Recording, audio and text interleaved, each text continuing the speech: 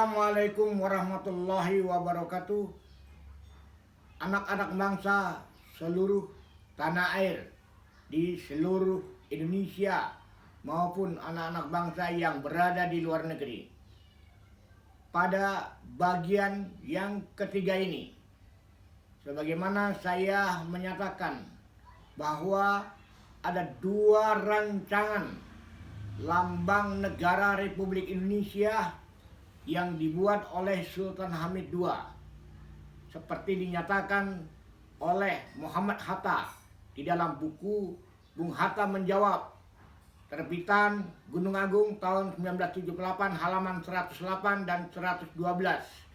Pada halaman 112, Muhammad Hatta menyatakan ada dua rancangan terbaik anak bangsa sebagaimana telah saya paparkan pada bagian 1 dan bagian 2. Saat ini saya akan menunjukkan dokumen asli file lambang negara yang sudah diakui oleh negara pada tahun 2016 dan sudah mendapat sertifikat dari Mendikbud tahun 2018. Dan saya awali dengan menunjukkan referensi atau literatur yang membuat lambang negara ini di dalam perisai kecil di tengah, yang selama ini anak-anak bangsa keliru memahami, dan para guru sejarah di seluruh Indonesia ketika memberikan penjelasan kepada anak didiknya. Di dalam buku Muhammad Nasir halaman 198 bahwa beliau adalah salah satu anggota Panitia Lambang Negara yang memberikan sumbangan kepada Sultan Hamid, yaitu sila pertama, simbol dari sila pertama. Sila pertama di dalam perisai Pancasila, Sultan Hamid mendapat masukan dari Muhammad Nasir tentang simbol sila ke-1 yang hari ini menjadi viral.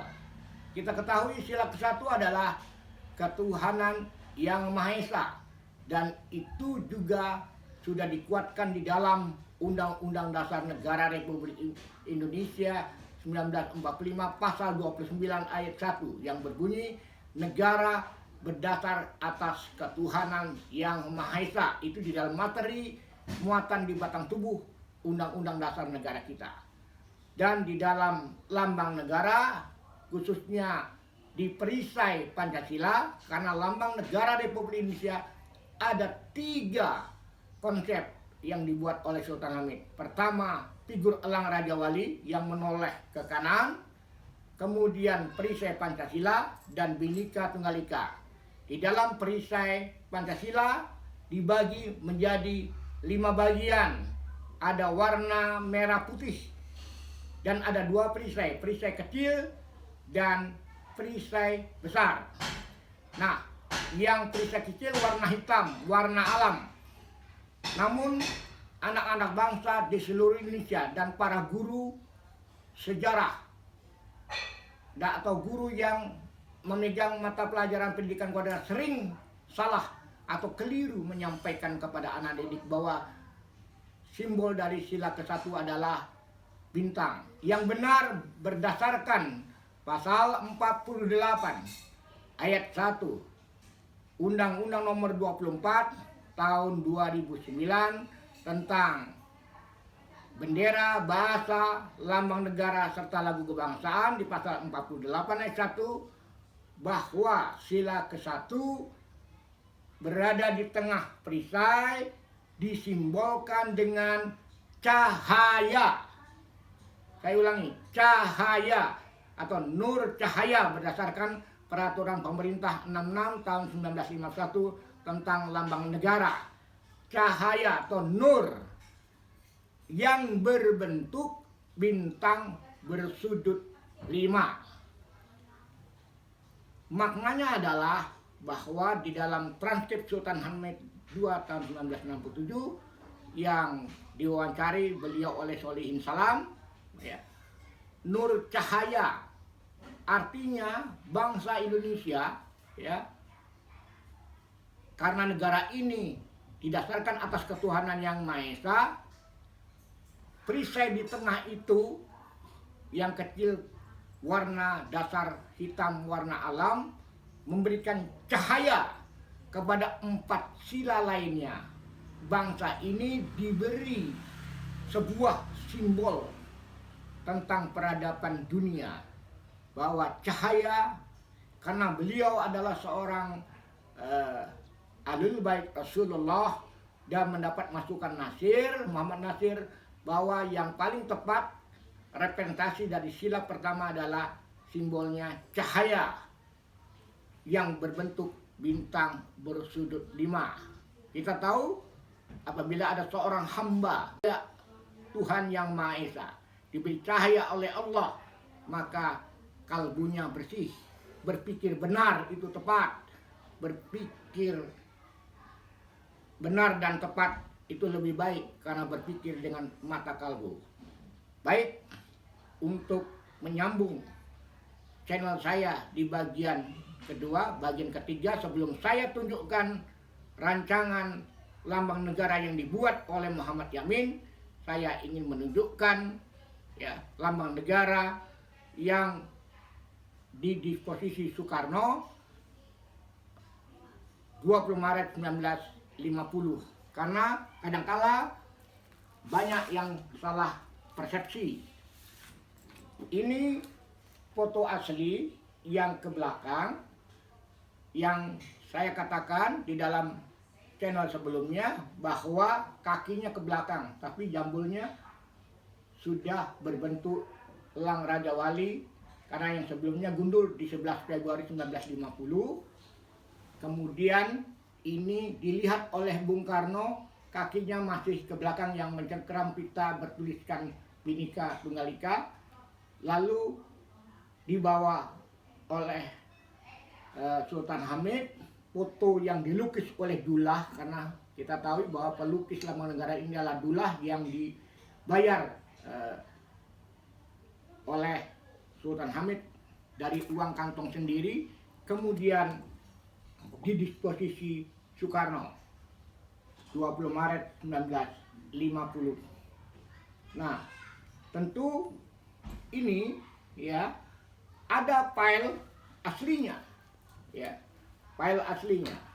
File aslinya itulah yang berada di jeruk purut yang kita daftarkan kepada negara, karena ini disetujui oleh Presiden Soekarno di masa BRIS. Inilah yang dipakai di seluruh Indonesia. Kemudian ini dilukis kembali oleh Dullah sehingga menghadap ke depan, dan kemudian dibuat skala ukuran, dilampirkan di dalam peraturan pemerintah 66 tahun 51 tentang lambang negara. Seperti yang lalu saya katakan bahwa file yang ada di disposisi Soekarno tidak berada di Arsip Nasional. Yang ada di Arsip Nasional adalah yang terakhir kalinya yang ada skala ukuran. Lambang negaranya ada skala ukuran dan tata warna. Inilah yang menjadi lampiran peraturan pemerintah 66 tahun 51 tentang lambang negara.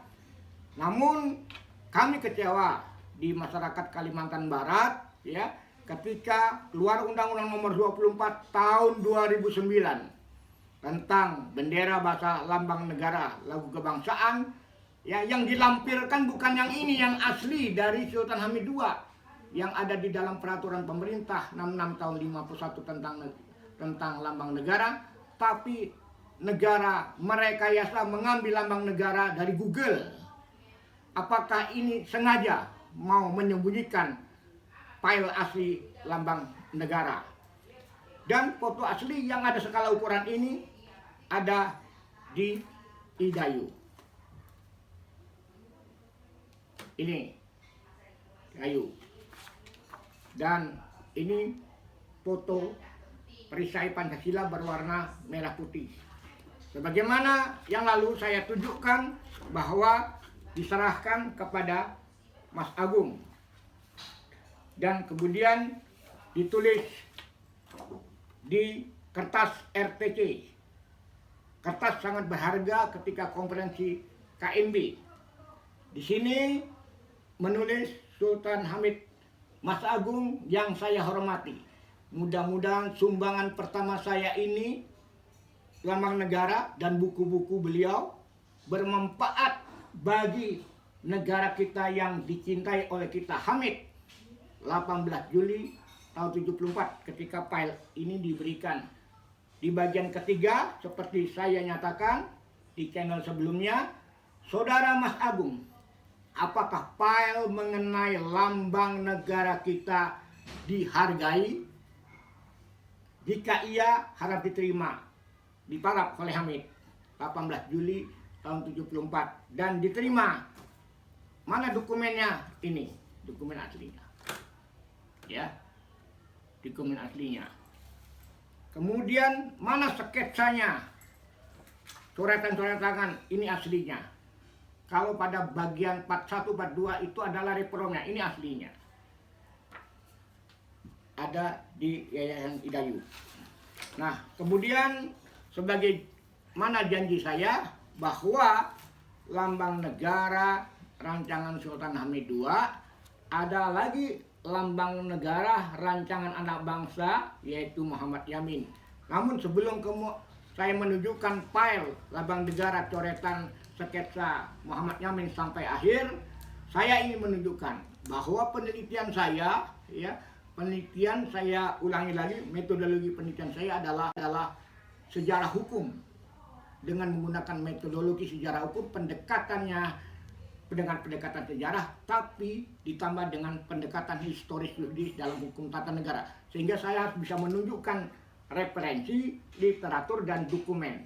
Dan ini adalah surat Solihin Salam, di mana dalam transkip Sultan Hamid II, ketika Sultan Hamid ditanya tentang Pancasila, Yang Mulia Sultan Hamid menyuruh Solihin Salam untuk menemui Muhammad Hatta, karena Yang Mulia ingin berpesan kepada wartawan Solihin Salam apabila tentang Pancasila, karena Sultan Hamid banyak masukan tentang Pancasila dari Muhammad Hatta, di mana sila 1 menjadi kausa prima. Makanya di tengah dibuat simbol nur cahaya bintang bersujud sumbangan Muhammad Nasir di panitia lambang negara. Tapi yang desain tetap yang menggambar adalah Sultan Hamid. Oleh karena itu dia adalah pembuat lambang negara tunggal. Ini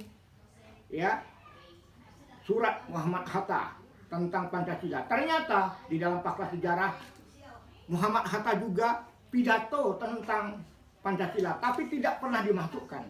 Ini yang warna stabilo warna kuning, ini pernyataan-pernyataan Hatta. Salah satu yang sangat penting, sesudah Bung Karno mengucapkan pidatonya dan Pancasila yang dicetuskan diterima sebagai dasar negara merdeka, yang dibentuk panitia 9 untuk merumuskan kembali Pancasila. Bung Karno meminta Mr. Muhammad Amin merumuskan hasil pertukaran pikiran panitia 9. Berhubung dia ini perlu pelurusan sejarah dari lebih dari 30 orang yang berpidato sidang pertama Badan Penyelidik Usaha Kemerdekaan. Tapi pidato saya sendiri Muhammad Hatta tidak dimasukkan di dalam buku Muhammad Yamin, yaitu naskah rancangan Undang-Undang Dasar. Padahal Muhammad Hatta juga memberi pandangan tentang dasar negara. Ini asli tanda tangan Hatta dari Sultan Saham. Inilah bukti asli ketika Sultan Hamid memberi pesan kepada Sultan Saham, tolong wawancarai Muhammad Hatta tentang Pancasila, karena beliau yang lebih mengetahui kenapa sila ke-1 kausa prima. Dan saya juga meneliti semiotika lambang negara. Ini adalah hasil penelitian saya sebagai dosen mandiri Fakultas Hukum Universitas Tanjungpura yang dibiayai oleh negara, menganalisa tentang arti-arti semiotika hukum, perisai-perisai yang ada di dalam perisai Pancasila maupun figur Garuda maupun Bhinneka Tunggal Ika dan saya sudah laporkan ini, laporan penelitian kepada negara. Kemudian saya ingin memberikan mempertunjukkan file lambang negara Muhammad Yamin. Coretan tangan lambang negara Muhammad Yamin sangat lengkap filenya, karena Mas Agung punya microfilm dan ini deplonya. Ini coretan tangan Muhammad Yamin. Ada ciri khas sinar matahari. Ya. Ini kemudian masih ini yang membedakan perisai Pancasila yang dibuat oleh Sultan Hamid dengan Muhammad Yamin. Selalu ada sinar matahari. Makanya di dalam buku Muhammad Atta halaman 112 pengaruh Jepang. Makanya ditolak oleh panitia lambang negara ketika dibawa ke Perdana Menteri RIS Muhammad Hatta di dalam rapat kabinet RIS, ya, punya Muhammad Yamin ditolak. Yang diterima adalah dari Sultan Hamid. Jadi ada dua rancangan terbaik, satu dari Hamid, dari Yamin. Ini juga coretan tangan Muhammad Yamin. Nah, di dalam pasal 3 ayat 3 Konstitusi 49 diamanahkan membuat materai dan lambang negara. Mana materainya Muhammad Yamin ini? Ada tulisan Republik Indonesia Serikat. Nah, ada gambar banteng. Walaupun demikian, Yang Mulia Sultan Hamid tetap untuk merumuskan sila keempat tetap menggunakan lambang banteng. Jadi dalam perisai Pancasila itu mewakili perisai Pancasila, mewakili simbol-simbol peradaban Indonesia. Nur, cahaya, bintang, sila ke-1. Kemudian sila kedua, kemanusiaan dan adil adalah rantai, petak lingkar pers berjumlah 17, diambil dari tanah Kalimantan, saudara kami Edik Daya. Beringin dari Pulau Jawa, Anda pergi ke Jogja, itu semua Purbacaraka. Kemudian banteng mewakili Sumatera, rumah gadang, ingat lihat rumah gadang ada kepala banteng, ya, simbol musyawarah mufakat, ya, antara Nini dan Mama bersendi Kitabullah. Kemudian padi kapas mewakili Indonesia Timur, tumbang Ki Hajar Dewantara. Dan inilah lambang negara Muhammad Yamin yang dirancang oleh Muhammad Yamin. Tapi sayang ini ditolak oleh kabinet RIS. Ini di bawah adalah materai, ini lambang negara. Lambang negara ini bernama Aditya Chandra. Dan simbol sinar matahari 5 ini Pancasila. Kemudian ada tanduk banteng, mungkin kerbau, kemudian 2 kelapa, ini simbol Chandra Sengkala.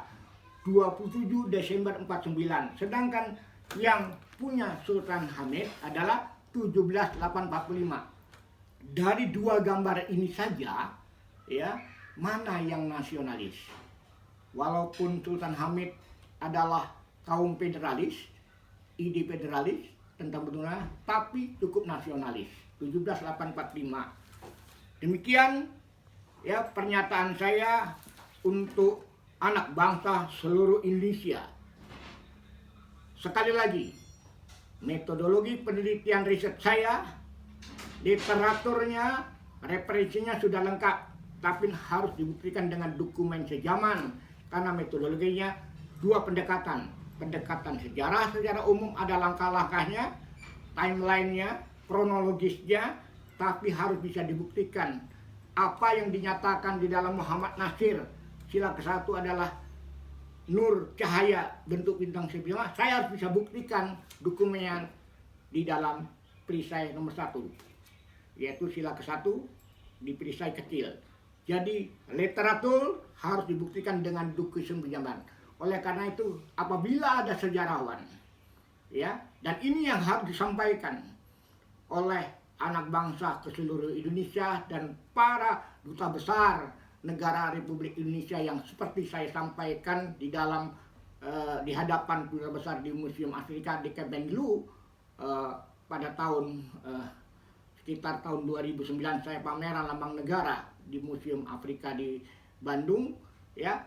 Karena sayang para duta besar ketika ditanya lambang negara yang ada di kantor kedutaan, dia tidak bisa menjelaskan siapa perancangnya, apa ahli arti semiotika simbolnya, di mana Bung Karno juga pernah menjelaskan 27 Juli 58 bahwa lambang negara kita yang terbaik, tercantik adalah lambang negara Republik Indonesia yang dibuat oleh Sultan Hamid dan Muhammad Nasir, memberikan sumbangan sila pertama Nur Cahaya Bintang bersudut 5. Jadi saya berpesan kepada guru-guru sejarah di seluruh Indonesia bahwa sejak sekarang kita menyampaikan bahwa sila ke-1 itu bukan gambarnya bentuknya bintang, tapi nur cahaya berbentuk bintang bersudut 5. Dasar hukumnya pasal 48 ayat 1 Undang-Undang Nomor 24 tahun 2009 dan Peraturan Pemerintah Nomor 66 tahun 1951 tentang lambang negara dijelaskan. Nah, kemudian saya juga berpesan kepada guru-guru seluruh Indonesia, sudah berhentilah menyampaikan bahwa makna Bhinneka Tunggal Ika berbeda-beda satu jua. Bukan itu. Yang benar adalah tidak, karena inilah usulan Bung Karno diambil dari buku Empu Tatular Sutasoma. Bhinneka itu keberagaman, tunggal itu satu, itu ika itu yang beraneka ragam, satu itu, yang satu itu beraneka ragam. Persatuan dalam keberagaman, keberagaman dalam persatuan, karena Pak Hamid memaknai persatuan itu dengan kesatuan beda.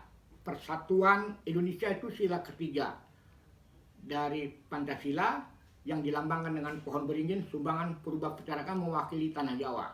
Jadi di dalam konsep lambang negara Sultan Hamid itu mewakili peradaban bangsa Indonesia dan peradaban dunia. Mudah-mudahan penjelasan ini ya bisa mencerahkan kepada anak bangsa di seluruh Indonesia.